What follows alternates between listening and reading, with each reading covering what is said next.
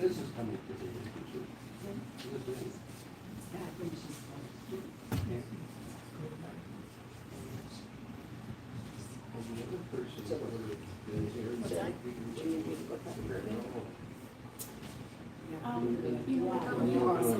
It says it's live. If somehow the internet connection breaks down and you don't see that red button there, would you let me know? Okay, I'll you don't want stop me to and- press something?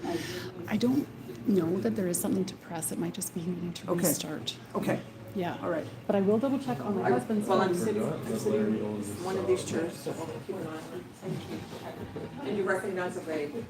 Yeah, yes. Gotcha. And if I don't, So just wait back. Okay, the yeah. other thing is I might see it and would you listen to someone else speak, so. You'll also check it. I'll go. Larry would have done that, so. Yes. Yes. Before me, I think I love it's to quite. see Yeah, me too. But they would be at the cottage, which is.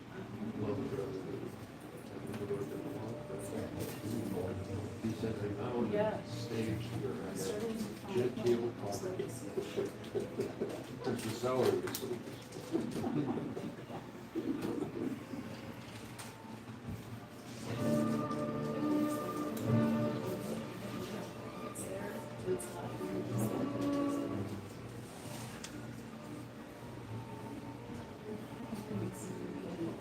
Well, there's some great shots.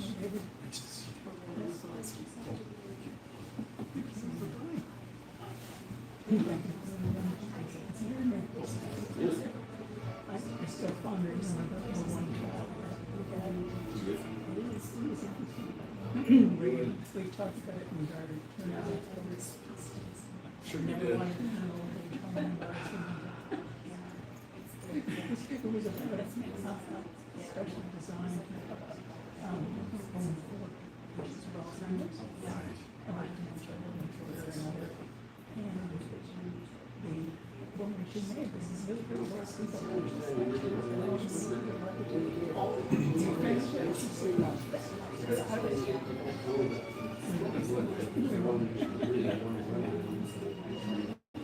So where do you live?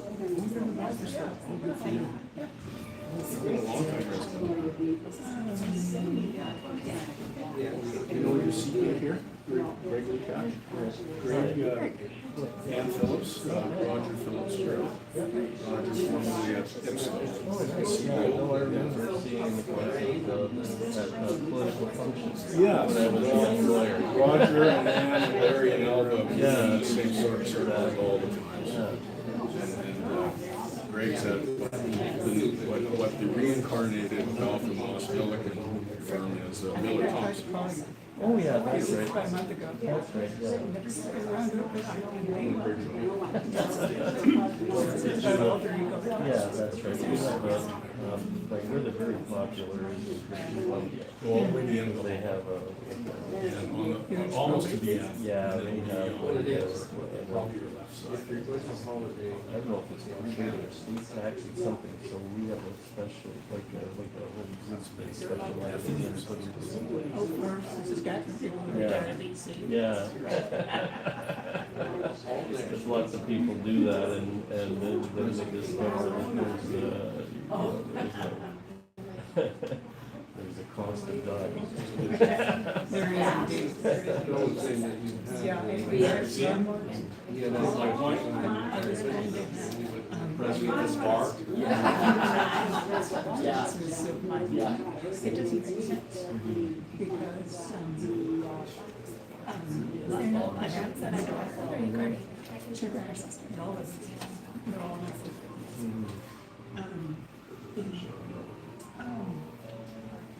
the generations give them tax again on the other side. There's no point.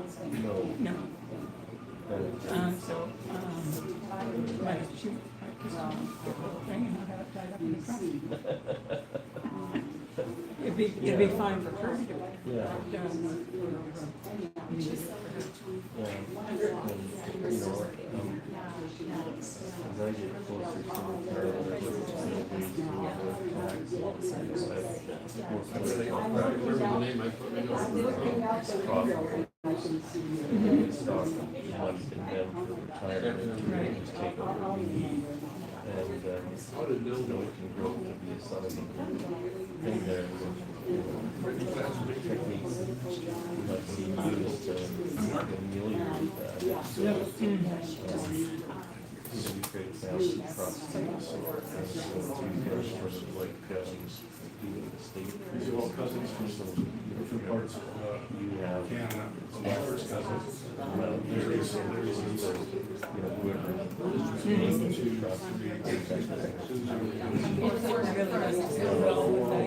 no, it doesn't.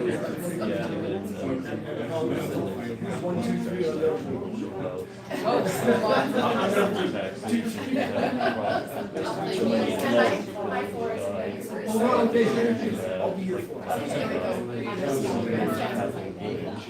but then you get the money out of the company, so there's dividend.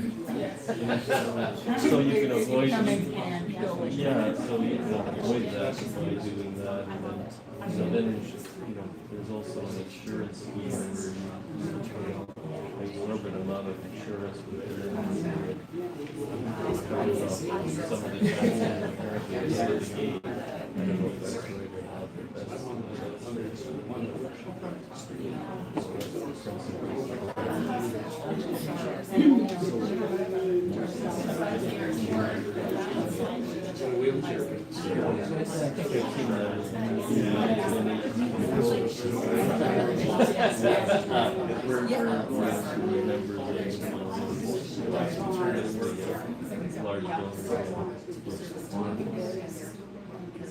Tied to the Kramer family, I know that they use these Social Security Foundation for their foundation as well.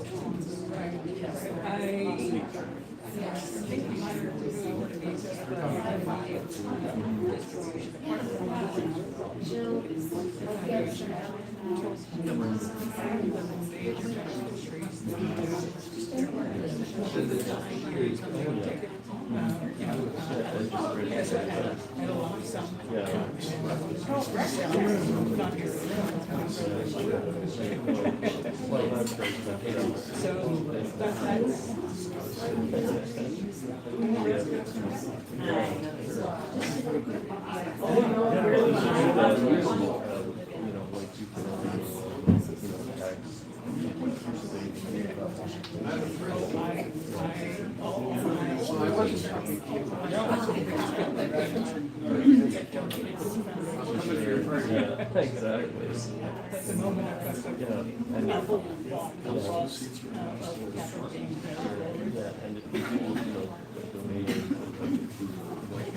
charity,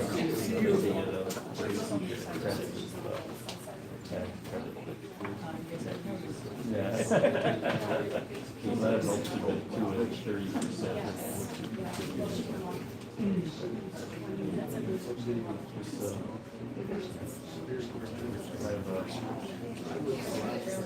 I'm retired government for news and we also have a large farm. And there's like, about 7 sources of income. It's 115. So there's only 91 now. Well, we have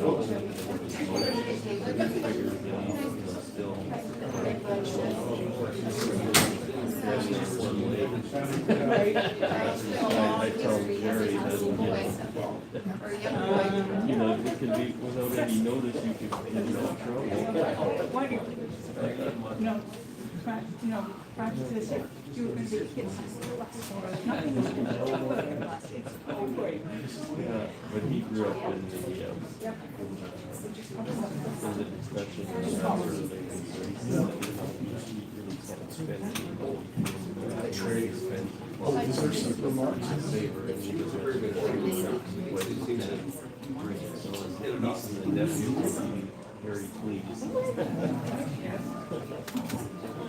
We'll figure it out. We'll play it by ear.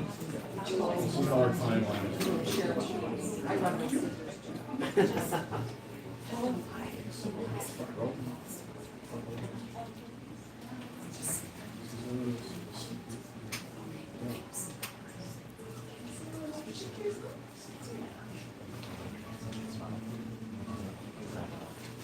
Copy.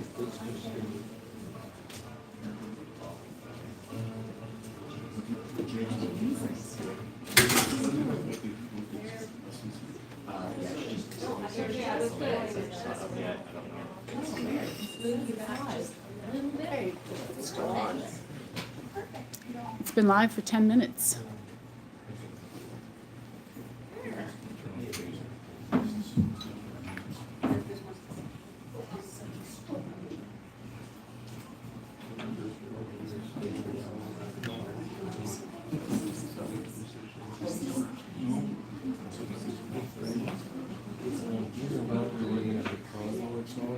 Roger went down there for,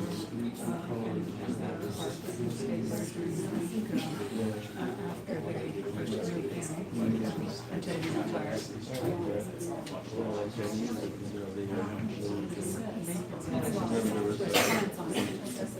American who used to be here and used to like smoking cigars.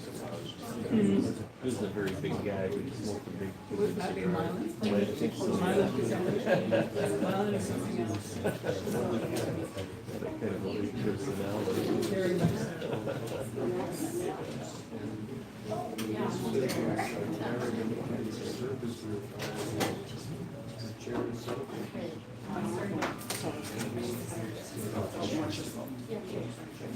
I'm gonna restart it. I don't know.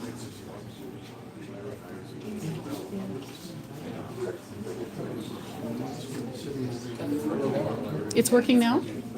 Okay, then let's leave it.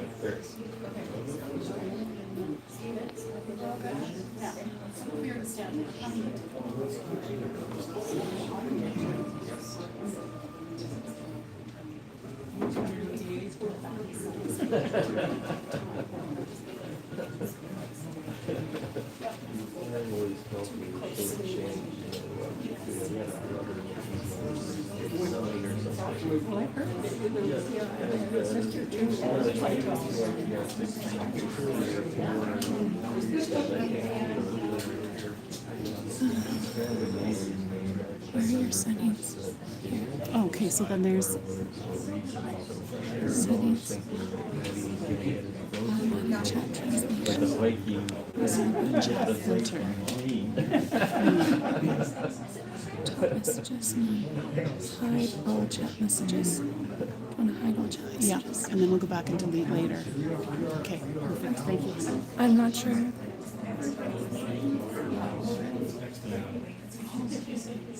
Okay, but we've got confirmation that someone out there is watching. That's good.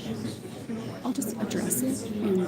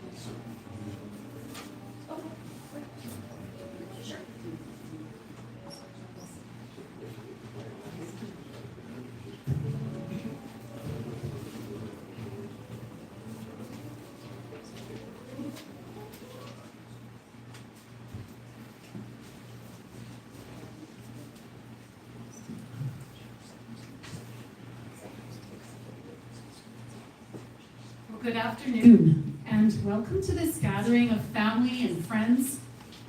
We are here because Larry Kyle lived, and we want to remember and celebrate what his living held. We want to smile and laugh together at remembrances of wit and humor. We want to marvel together at how Larry's unique and varied talents contributed to the world, to our worlds. We will ponder what brought meaning to his days.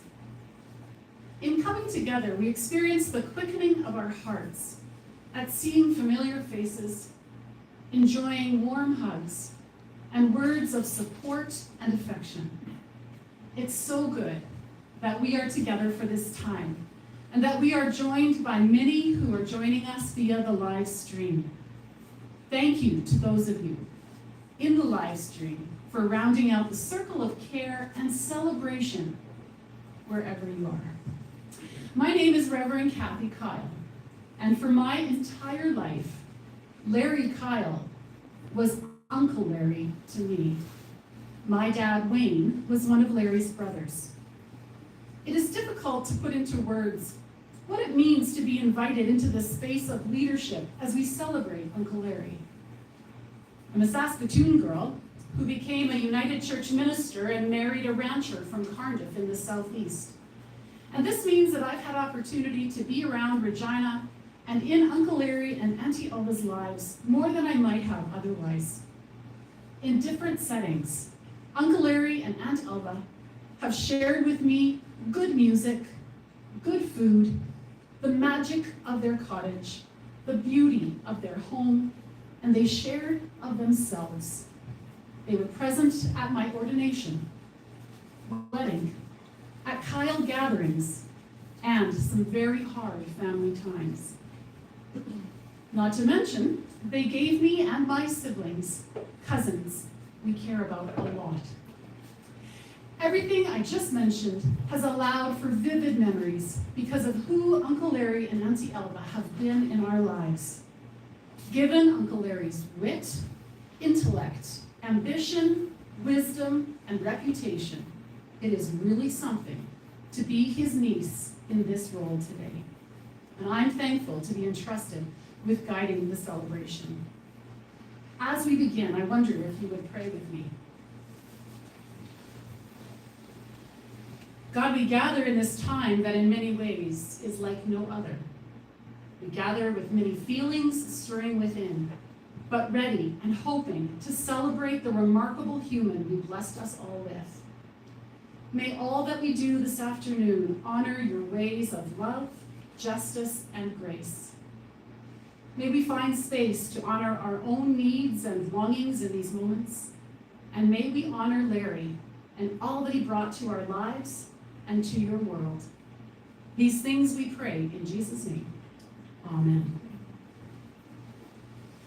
The bulk of our time together will be spent sharing stories, thoughts, remembrances, and ponderings, and it's my pleasure to invite my cousin Susan to come forward and share those first words with us.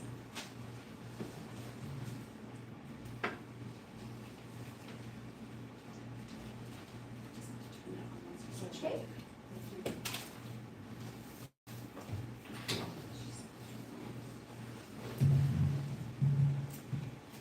Thank you very much, everyone, for coming here today. It means so much to all of us to have you here to help us celebrate Dad's life. I'm especially grateful that Kathy can stream this service so that some family and close friends who weren't able to be here today can participate remotely.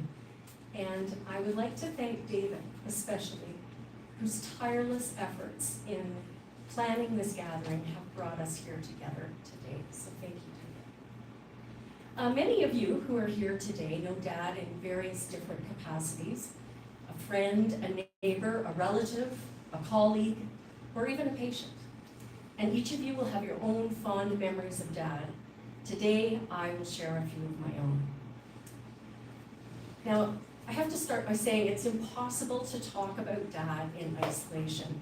Mom and Dad were a team for 68 years. They built a life together from their early 20s. Decisions were made together. There was no playing off one parent against the other. They shared common goals and values, especially when it came to raising a family.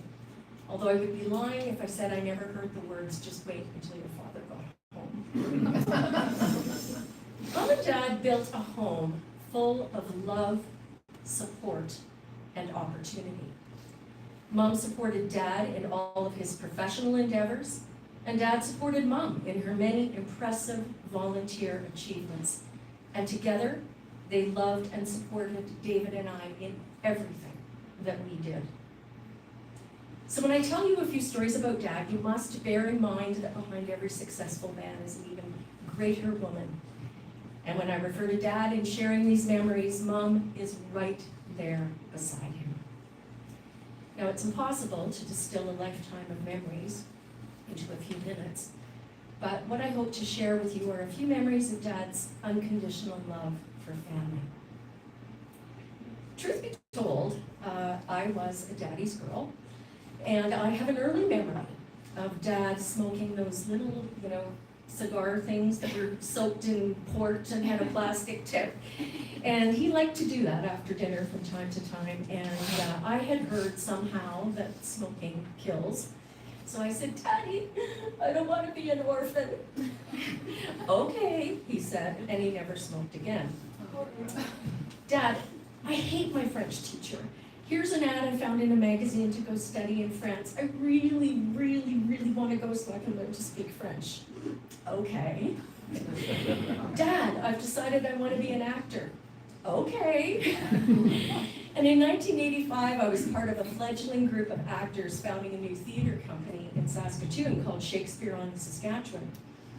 And I called up Dad and said, "Dad, we just found out that our rehearsal space fell through. We have no place to rehearse. Leave it with me." Days later, he called in a favor and we got keys to an abandoned warehouse for 3 weeks to rehearse, and that theater company is still alive and kicking today.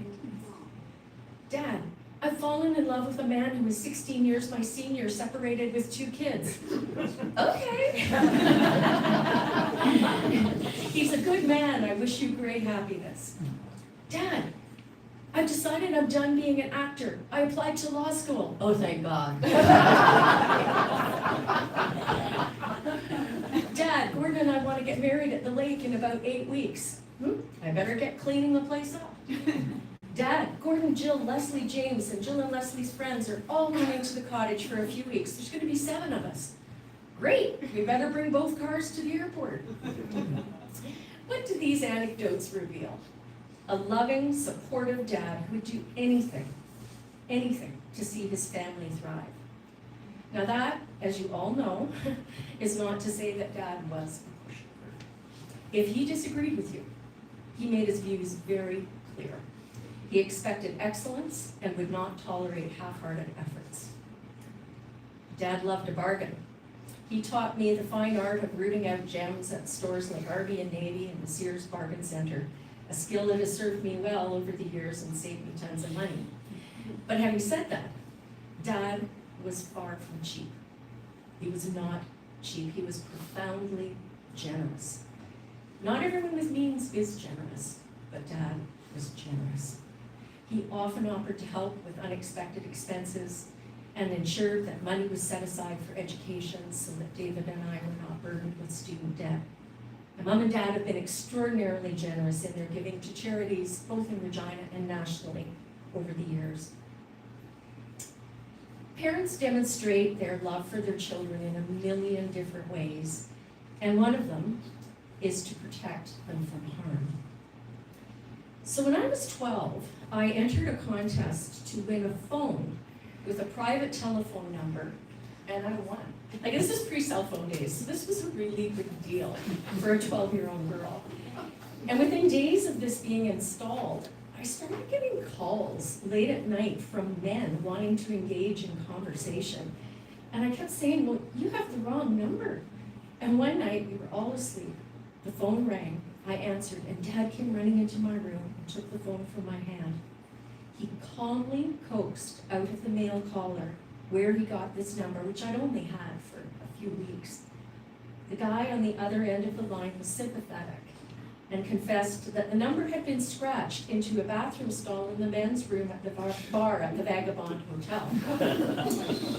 Dad got dressed, drove in a snowstorm to the Vagabond, and did what he needed to do. I never got another call. Was there vandalism involved? I never asked. Of all the millions of Dad's acts, great and small, that shaped my life, there is one that changed my life forever. When Gordon called Dad to ask him for my telephone number, Dad gave it to him. And that single act changed my life in ways that I could only have dreamt of 40 years ago. For that and everything else, thanks, Dad.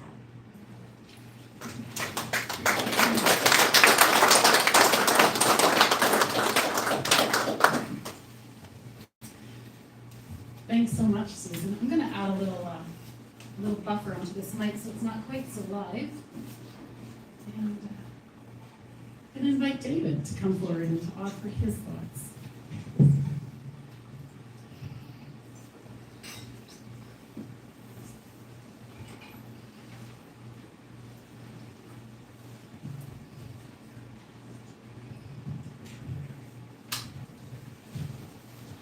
Well, thank you, Reverend Kathy, Cousin Kathy, Susan, Gordon, my brother-in-law, James. They all traveled from Toronto. Jill Campbell came here from Portland, Oregon. Cousin Janet Nordstrand who's from Vancouver. We got a whole crew from Saskatoon today. My brother-in-law Bryce and spouses. Thank you for making the trip here. Mom, who came all the way from the second floor. But of course, she's had a more difficult journey than any of us related to this. So, Mom, we're so happy that you're able to share this time with us. Thanks for friends and family, and for those online who are joining us, members of the judiciary, current and retired. When I was a young man, I used to wince when I heard the term, "So you're Larry Kyle's son, eh?" And I heard it a lot in Regina, as you can imagine. It is, and was, a relatively small pond, and he was a big fish. But sure, I'm my own person, I thought. Well, I am registered in pre-journalism. And when I traveled the country for work in that same field of work, I didn't hear it as often, naturally, and I missed it. It was a part of my identity. It's where I came from. And I had to prove myself every time in every situation, so it helped me grow as an individual. But it was always within the context of being Larry Cobb's son. And when I moved back to Regina in 2000 for work and family, I heard it all the time, of course, again. Dad was on a bench, and I really liked it. Dad was a federally appointed judge in the Court of Queen's Bench, a badge of honor, and when my then girlfriend, Kim Newsham, a young lawyer who recently moved to Regina, met him for the first time, she asked me to ask him how she should address him. She was nervous. And I said to Dad, "Dad, Kim would like to know, are you Mr. Justice to her? Are you a lordship?" And she's turning red, of course. And Dad looked at her and says, "Oh no, you can call me Larry." And then nodding toward Mom, he said, "It's her who has to call me my lord."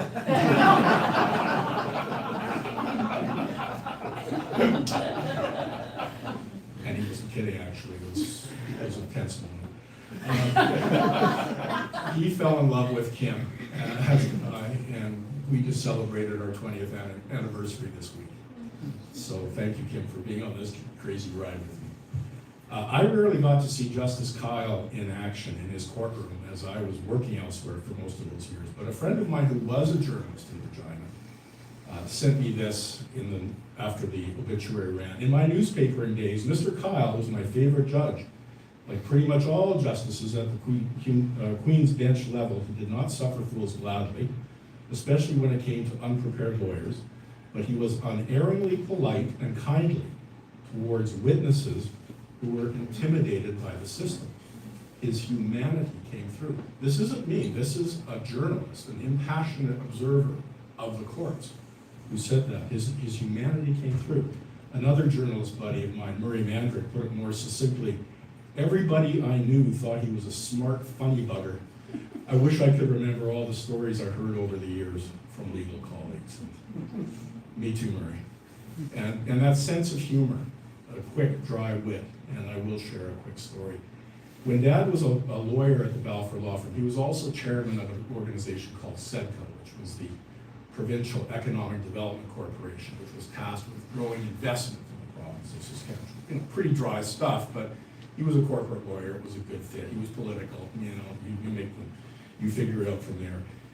And one of the files he oversaw was a company called Gigatext Translation Systems, Inc. And this was a new computer system that the government was looking at to eventually translate English statutes into French. Now keep in mind, this is early days of computers, let alone translation services, so a breakthrough here would be incredible. And lucrative. Anyway, Dad was speaking by phone with one of the investors who, quite understandably, was dubious about the claims being made. And sensing this, Dad, the chairman of SEDCO, said, "Well, I can understand your skepticism, but did you know I'm speaking to you in French right now?" There was a momentary pause, then the investor spoke.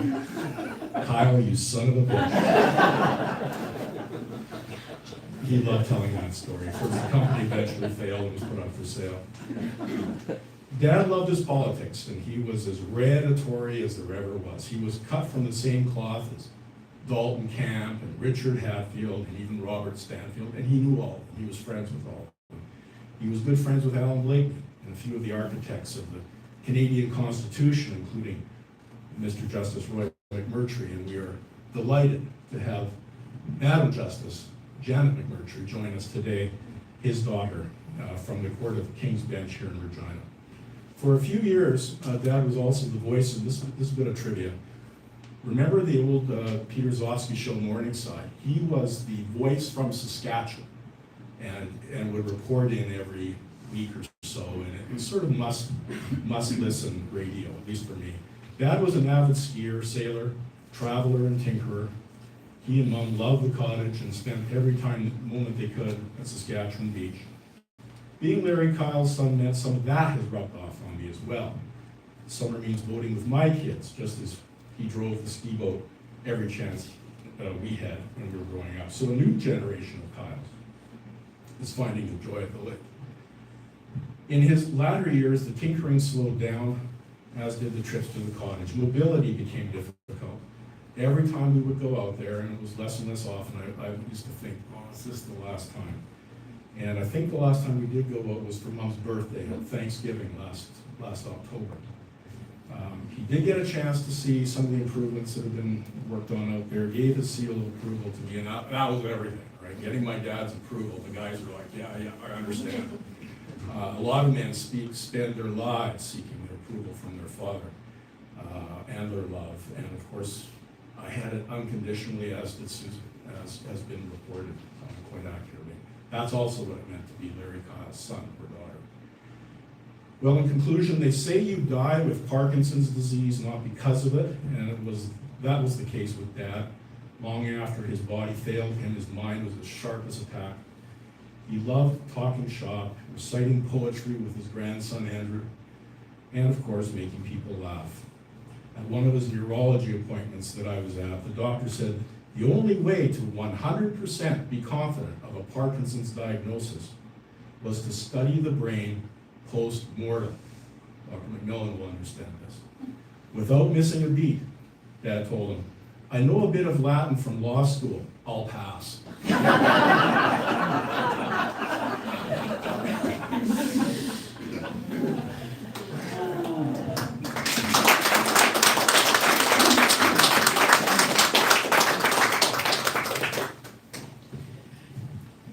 Thank you so much, David. We have the joy now of hearing from a couple of Larry's grandchildren. So I know James and Jill both have things they want to say, and there's no set order.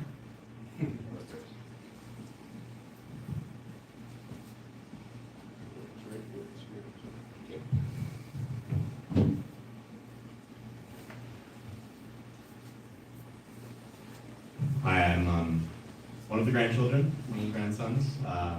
James. And when Mom asked me if I was going to be able to share some stories about Grandpa,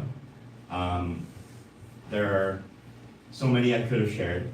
Like the time he mowed a putting green into the lawn when I was learning how to golf, or when he broke the shoveling during the great snowstorm of 1998 when he was looking after me.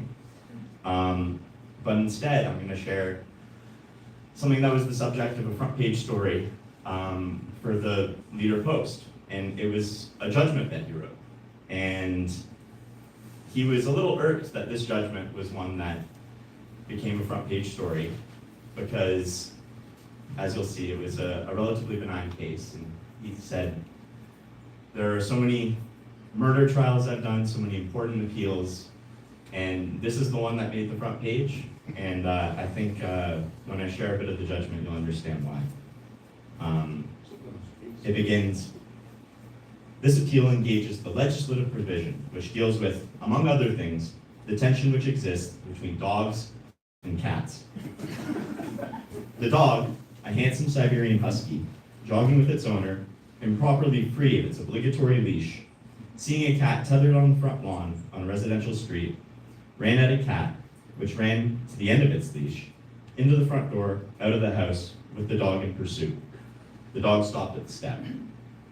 By this definition, every dog which chases a cat is dangerous, since, from the perspective of the cat at least, the chasing is menacing or an apparent attitude of attack. So he goes on and discusses the exact wording of the Urban Municipality Act. In the result, Diego, the dog, is sentenced without hope of parole to wearing a muzzle whenever he leaves the owner's lot, which he does daily. He is a large dog, and he runs with his owners around Wascana Lake. It is a life sentence brought on by chasing, but once, a tethered cat across a front lawn. Such a determination seems cruel and unusual. I am urged to consider whether the apparent broad intent of the bylaw should be curtailed or restricted. The provision may seem appropriate if a child or a cat is bitten by a dog. The owners of the dog were present. They testified the owner's attitude was neither vicious nor menacing, but the judge did not apparently weigh the facts in light of that aspect of the definition. The suggestion that a tethered cat is almost a provocation to a dog must almost be rejected. Because the punishment accorded the dog leaves no discretion to the judge, it would seem appropriate that a judge might show some flexibility or restraint in deciding whether a dog is mischievous or playful as compared to vicious. I conclude that the circumstances of this case fail to establish that the dog was vicious or menacing in his brief pursuit of the cat, and I allow the appeal. Now, at the time, we thought, okay, this is a funny case. Grandpa did a great job with the judgment, but when we were looking it up, it's become an important precedent in the world, in the case law of dogs chasing cats. It has been referenced in numerous other dog chasing cat cases in the last 8 years. I said that Grandpa was irked that this became a front page story, and I think he was playfully irked because there are thousands of judges in the world that write important judgments every day, but I think there was only one that can turn a case like that into a front page story, and that was Grandpa. And now I've read it today, so I'm sorry, Grandpa. We will always, every person who's ever met him will remember him for his wit, his intellect, his compassion, and I thank him so much for everything he did for me. And I miss you so much, Grandpa. Thank you.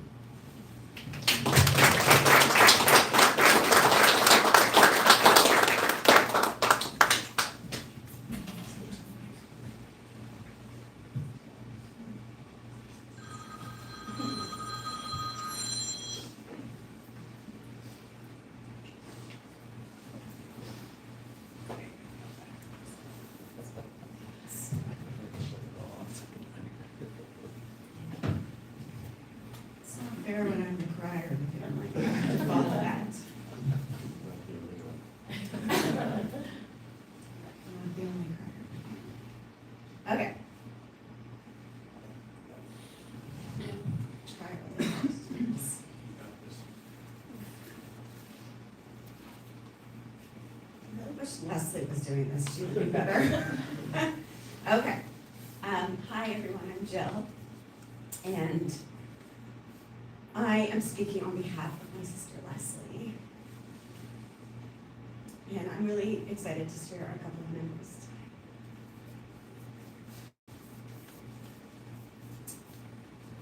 Leslie and I will always remember our summers at the lake. One year, Larry and Alva surprised us with something that felt like magic. Our own little guest house. Larry had taken this old storage shed, and with his hands and his heart, he turned it into a place just for us. It had 2 beds, a TV, a VCR, and it even had a bathroom. He even added a shower. It was amazing. And for 2 preteens in the 90s, it felt like our own little world. And it felt like something that he made just for us. Larry was always in motion. This is what it felt like to us. Larry just felt like he was always in motion. He was always building, fixing, or making something better. Leslie likes to say, in his denim overalls, he somehow made everything happen. He'd be out on the tractor mowing the lawn so we could play badminton or croquet. And one year, he and Alva, we would show up every summer. And one year, he and Alva surprised us with a trampoline. We loved it so much that we barely even touched the ground. We spent so much time on that thing that we even had snacks on it. We played board games on it. I know it made no sense, but to us, it was perfect. We just wanted to spend the entire summer on it. Some of our favorite memories of being out on the boat with Larry are some that we will never forget. He was so patient as we learned to water ski, but he believed in us. He would gently push us just a little further each time to try and go over the wake or get up on one ski. And he helped us see that we were capable of more than we thought. And that was his way. He showed us love through what he did quietly, consistently, over time. And it was in the small things and the thoughtful details and the way that he showed up. And we never had to wonder that he loved us.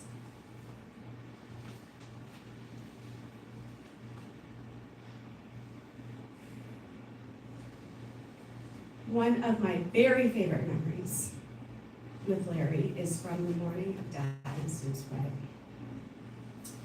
He came and knocked on that little door at the guest house, and he said, "Jill, will you come with me to pick wildflowers?" And so we set off in his Cadillac. I was nervous. I was 13. And what I didn't know was that he was also going to take me for my first driving lesson. And he sat beside me, calm and patient, and even as I tried to use both feet on the pedals, which he did not like me doing in his Cadillac, he was so patient with me, and he taught me to drive. He was the first person who ever took me for a driving lesson. And when we came back, we had wildflowers. And we also came back with a little more than that. And something I've carried with me ever since. And that was Larry.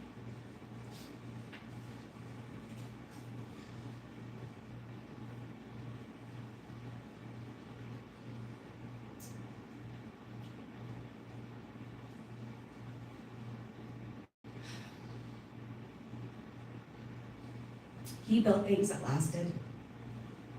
Places, memories, habits we didn't even realize we were picking up at the time. And as we remember him, what stands out most isn't just what he did, but how he showed up. He was steady.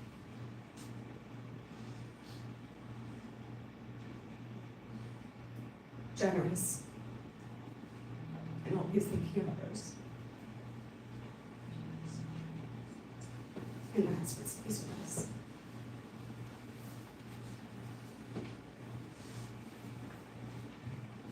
Thank you.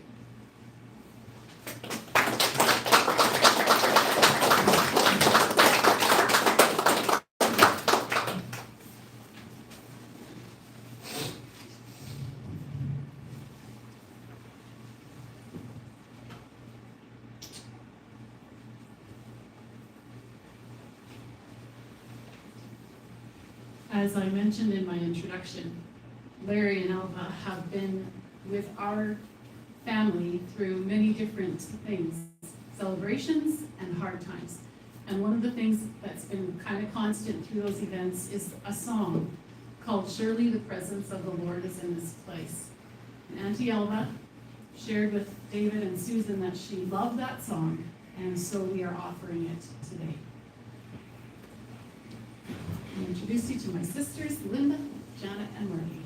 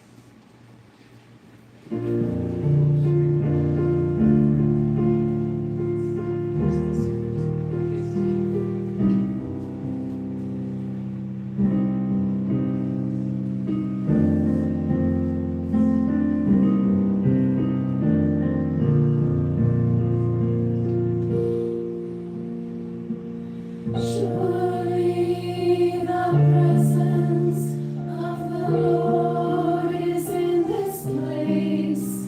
I can feel His mighty power and His grace. I can hear the brush of angels' wings. I see glory on each face. Surely the presence of the Lord is in this place.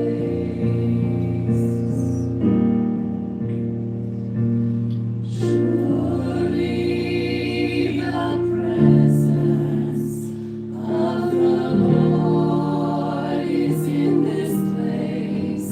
I can feel His mighty power and His grace.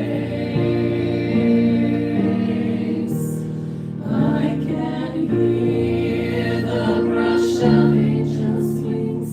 I see glory on each face. Surely the presence of the Lord is in this place.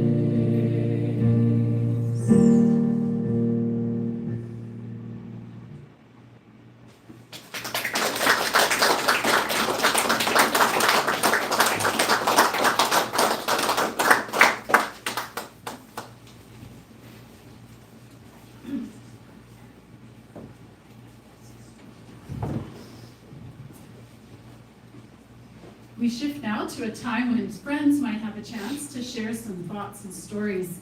And I would like to invite Ron Barkley to come forward to begin this time.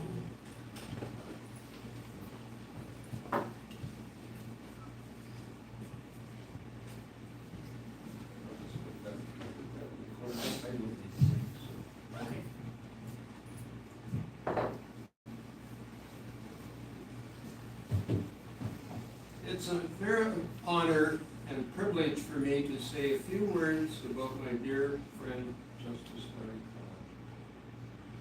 Kyle. Larry and I were both on the Court of Queen's Bench, and we therefore became very close friends.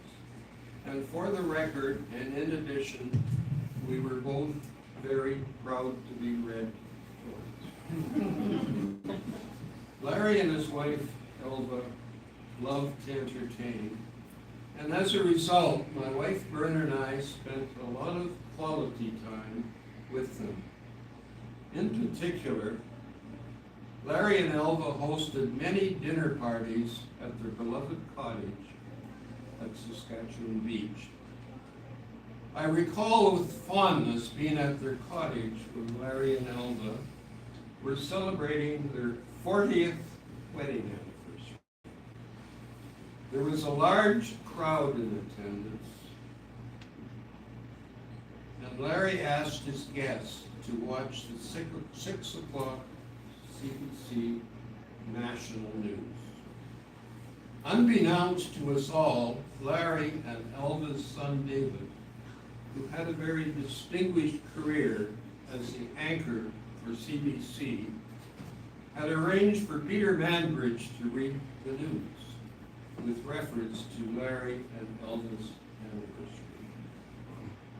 When he read the news, he stated that the lead story for today is a love story that was 40 years in the making. After watching the newscast, it brought tears to our eyes. Larry was a family man and was so proud of his son David and his daughter Susan and the grandchildren. I think I know more about the family than anybody because I used to talk to him every day. It was evident from my many conversations with him over the years that they were a very important part of his DNA. I recalled with fondness that most of our discussions always involved many references to their successes. David is a distinguished anchorman with CBC, and Susan was a very talented counsel with the Attorney General's Department in Ontario. Now we come to the fun part. Larry had an amazing sense of humor. And I'll give you an example with the following stories. Ted Zarzekny, one of our colleagues, had just been appointed to our court as a Queen's Bench Justice. A date had been scheduled for the court celebration of Ted's appointment, and although he had purchased his Queen's Bench gown, it wasn't going to arrive until after the date on which his ceremony was scheduled. Ted came over to the courthouse for the purpose of borrowing a gown for his swearing-in. He came into our lounge where several of the judges, including Larry, were gathered. Both Larry and Ted could be characterized as short people. And they were also about the same height. After Ted arrived in our lounge, he turned to Larry and said, "Larry, can I borrow your gown for the swearing-in ceremony?" Larry replied with no uncertain terms, "You may, but it will trail on the ground."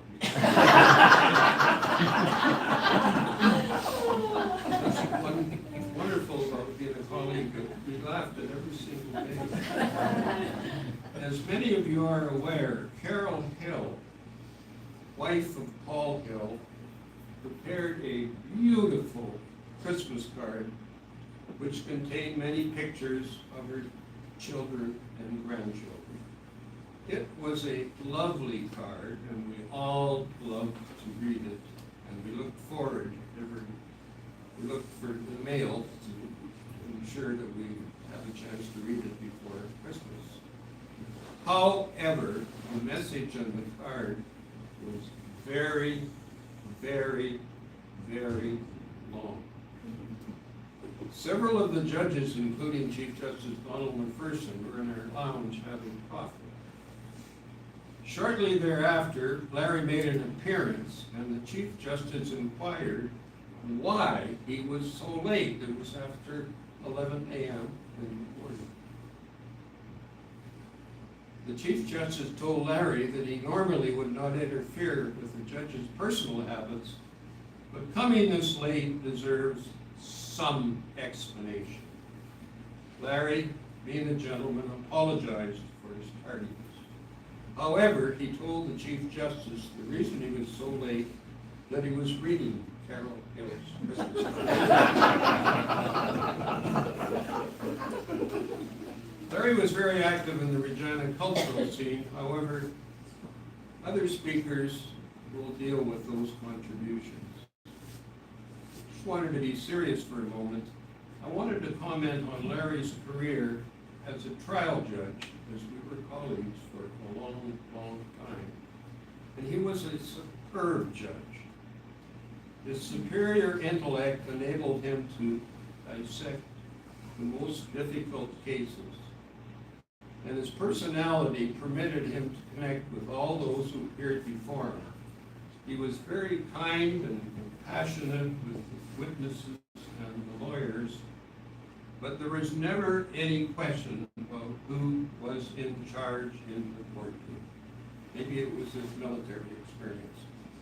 Everyone was given a full opportunity to be heard, and the sting of losing, and there is most often a loser in a court battle, was mitigated to some extent by the fact that the litigants always knew that Justice Kyle had heard and understood their position, and more importantly, they always had a fair hearing.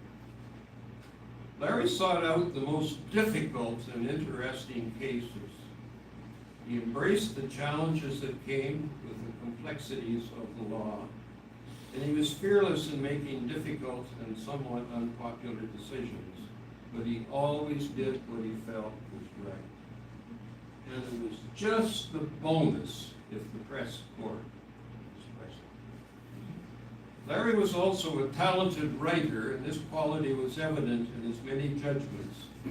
One of his judgments was used as a precedent at the new judges' school. Larry had a reputation of being very articulate, as he had the talent and ability to express complex thoughts and ideas clearly and effectively through the written word. When we were sitting on high-profile cases, we used to compete regularly as to who had the best singers in our judgment that could be used by the leader post reporter that was covering the trial. I think I won that one. Larry was a very kind person, as was his wife. 22 years ago, my mother, who was age 101, and I hope I have her genes, passed away, and her celebration of life was held at the Lutheran nursing home in Saskatoon. I don't know what she was doing in the Lutheran nursing home when she was a Presbyterian Scottish lady. But in view of her age, there was a very tiny crowd in attendance. When my daughter was giving the eulogy, I glanced around, and there was Larry and Wilfred, who had driven up, and they told me they were coming from Regina to be with us. At the conclusion of the eulogy, Juliana read Tennyson's poem, Crossing the Bar. After the ceremony was over, Larry said, "I love Tennyson, and in particular, that poem." Larry, I know you're looking down from heaven, so I will now read Tennyson's poem for you. Sunset and evening star and one clear call for me, and may there be no groaning of the bar when I went out to sea. But such a tide as moving seems asleep, too full for sound and foam, when that which drew from out the boundless deep turns again home. Twilight and evening bell, and after that the dark, and may there be no sadness of farewell when I embark. For though from our bourne of time and place the flood may bear me far, I hope to see my pilot face to face when I have crossed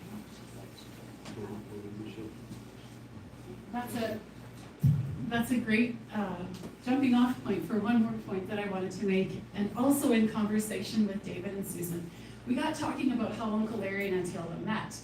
And it was when Uncle Larry was at Army camp, Auntie Elva was working there in the mess hall. And as Susan described for me the fact that they met in the mess hall, I had this image flash in my head, and I said, Susan, I wish I had a photograph of the first time Auntie Elva ever passed Uncle Larry a plate of food. Because in our home, she was famous for her beautiful cooking and the way that she took such good care of the people in her dining room, but especially Uncle Larry. But it was so clear too that his perspective on that was exactly what you just said, that he encouraged her back to be all that she could be. And I just love that. So as a point of meeting, I thought about this, that first plate in the mess hall. A first of, I think, more than 55,000 times that care and love in action was expressed from Elva to Larry. And they were a dynamic team. I think it invites us to ponder the sacredness of everyday moments and actions, to ponder and to embrace. And one other thing, I was told that there was never a meal that went by where there wasn't giggling at the table. So joy and nourishment starting in that mess hall. I find that striking. Another friend who might like to speak. Yes, wonderful.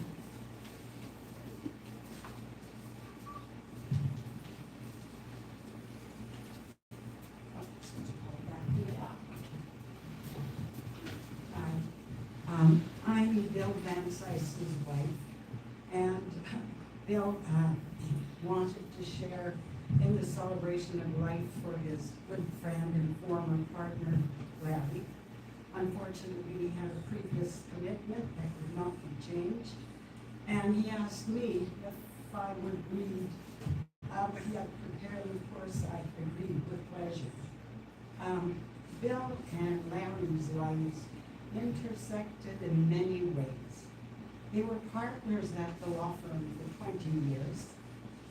Bill helped Larry install the sod on the lawn of the house he and Elva built on Durham Drive. He also agonized with Larry during the protracted negotiations for the purchase of the cottage in Santander, a purchase that became very special in the Kyle's legacy. He gave a toast to the groom when we married. Bill was appointed to the bench in 1982, and Larry was appointed to the bench in 1989. Their relationship continued throughout their lives. Larry and Bill met in 1960 when Bill articled to the Balfour Law Firm where Larry was an associate. In 1962, a law firm composed of 5 lawyers was formed, and he was hired as an associate and became a partner 2 years later.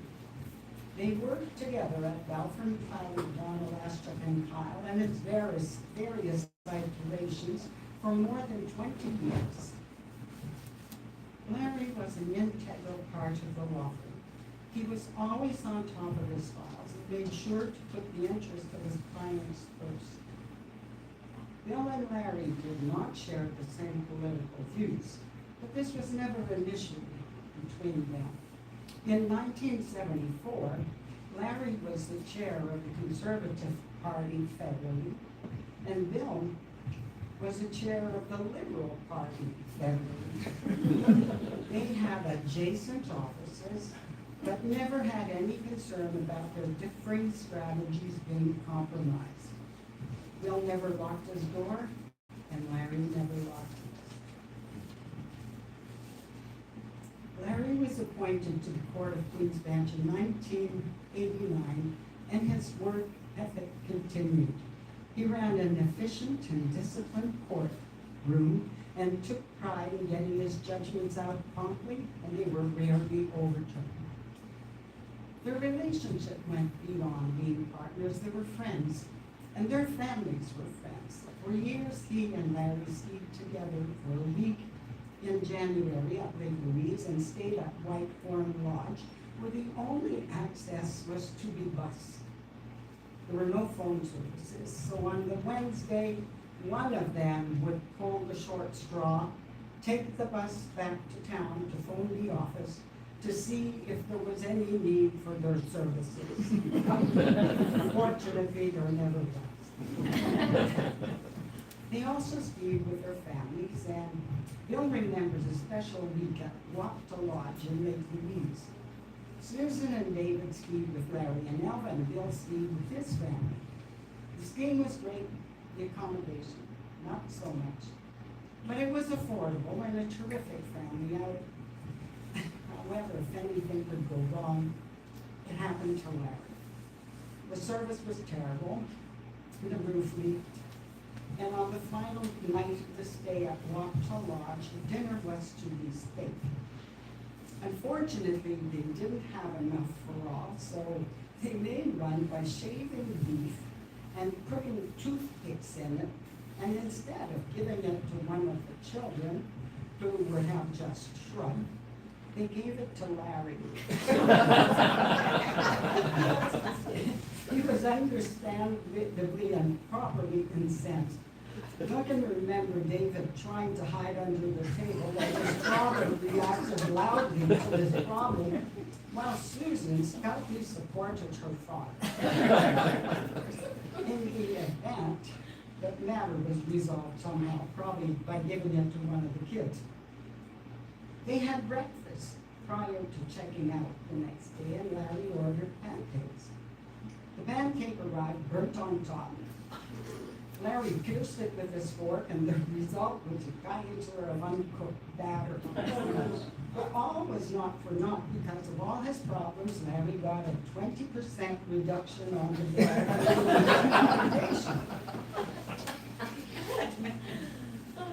Bill, as all of you, always appreciated his quick wit.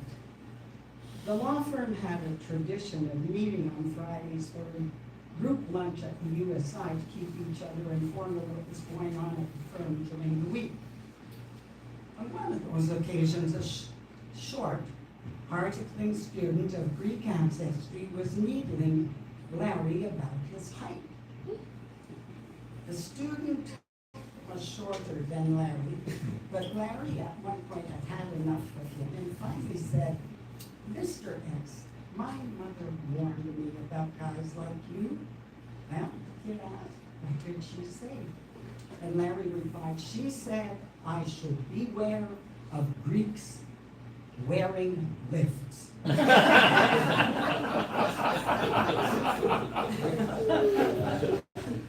Larry was a man of many talents and many interests, some of which Bill shared, like skiing. He also took Bill on his ski trip. His expertise in oriental carpets enriched both our homes, and they also shared an interest in politics. Larry was a good partner, a good friend, and Bill and I will miss him.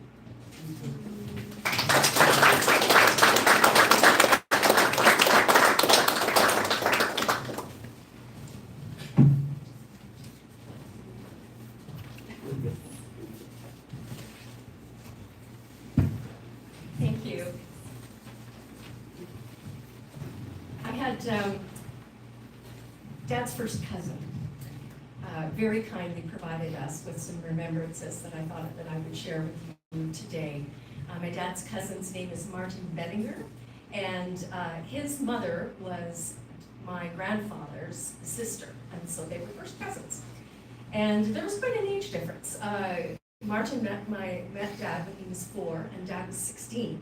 So although he wasn't tall, Martin did look up to him from a very early age.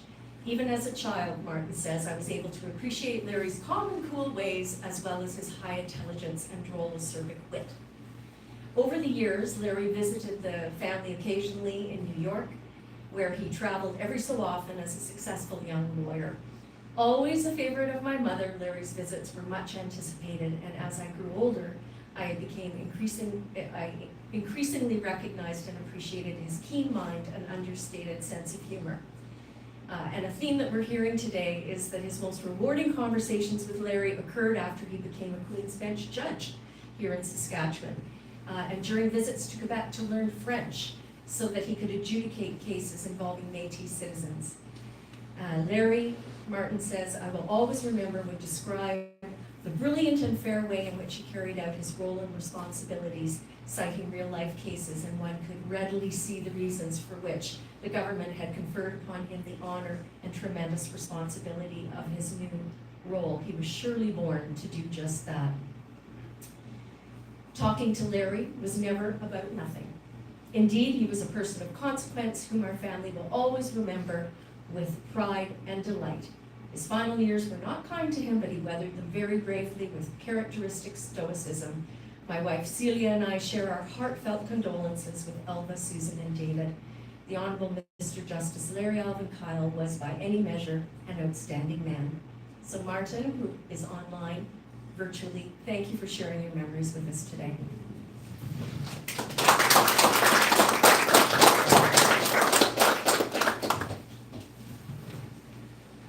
Was there anyone else prepared to speak? No.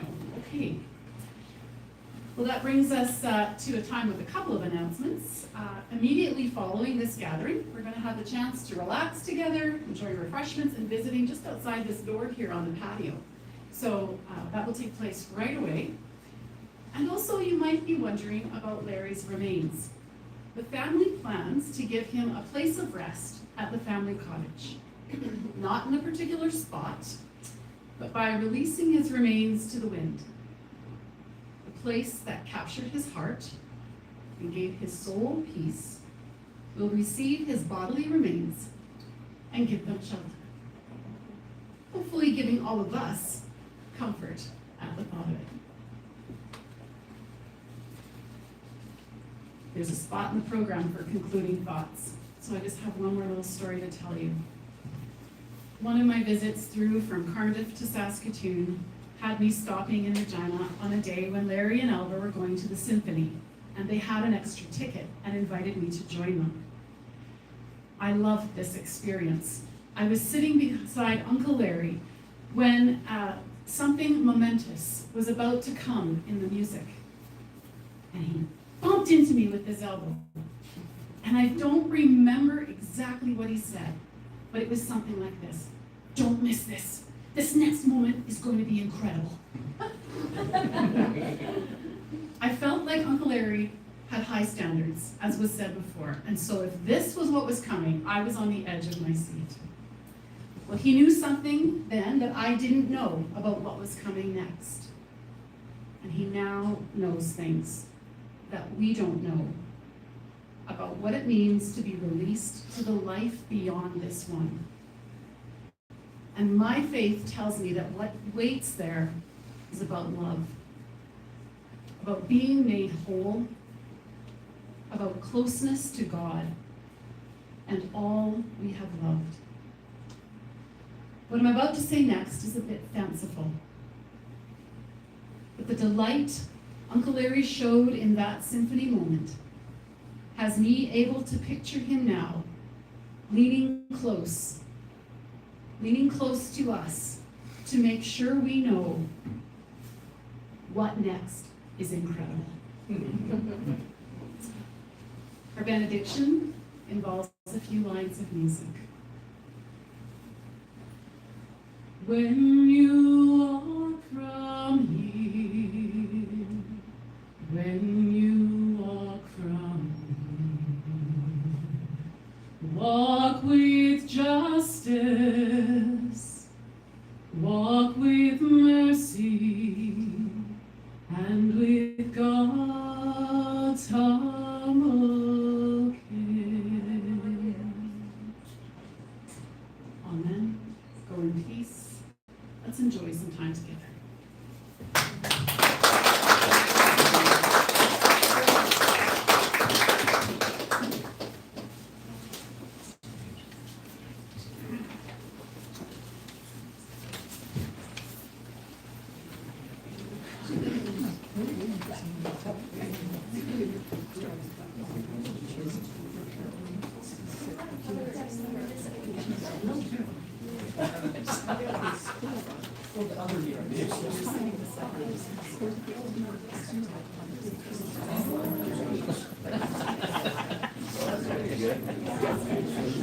I joined the firm in 1984.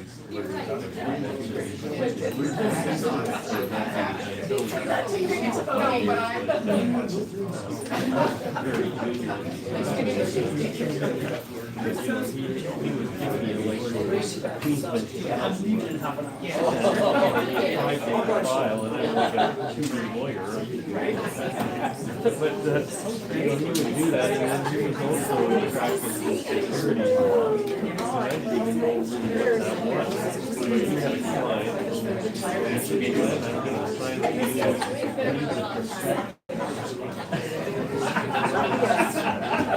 I just prospectus, I didn't know I could do your homework.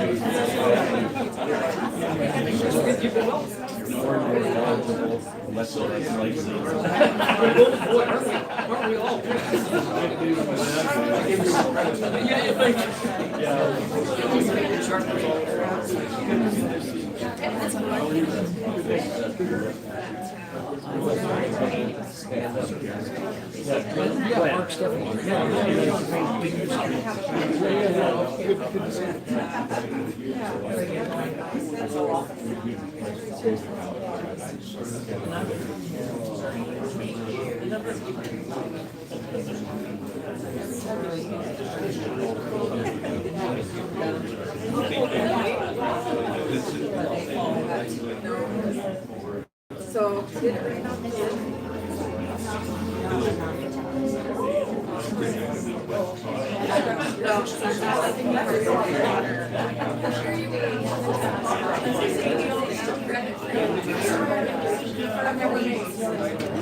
So I turned off the camera because I know I see the